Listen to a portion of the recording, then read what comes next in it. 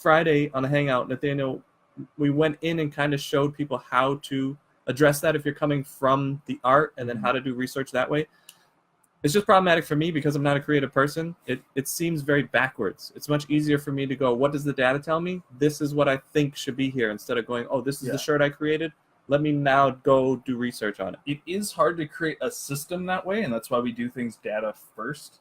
But it's not impossible, and if you're not trying to, like, you know, make this a system, if this isn't your main source of income, if you just want a creative outlet, there is still space for that in merch. Like, I don't know, designs that I do for fun on the weekend, I usually still throw up on shirts when they're done, just because I think they look cool and someone might want to buy them. So while we are very business focused, we are, you know, thinking about the future basically every step that we have in our system, but that's not the only way to do merch. So I will start talking a little bit more on like the creative side, just because I have that as my outlet and I like sharing that with you guys.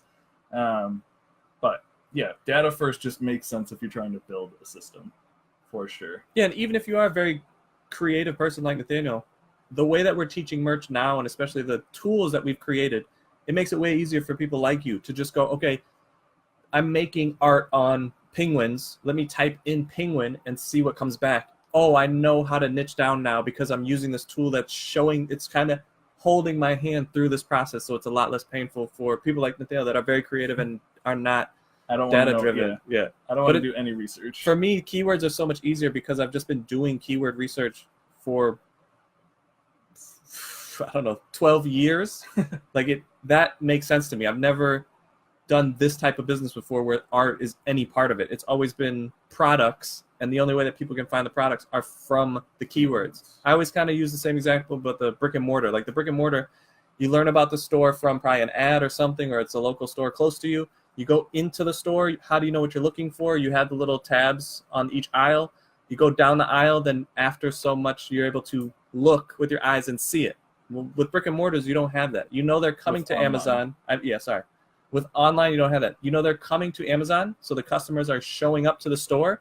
How do you get them to see your products is through the keywords. I know a lot of people go, oh, I know keywords are the most important, but I don't know why. It's the only way they're going to find your product, your shirt, your anything that you're listing. As long as you understand the concept and see how the customers are coming in, you should have success on almost any platform. Amazon makes it a little more difficult than other platforms because they don't give you any back-end information, but they still tell you by using their search and their search bar a little bit of insight. And with that insight, you can really niche down to where you feel you can compete with other people. Lower results is lower competition. That's a great place to start.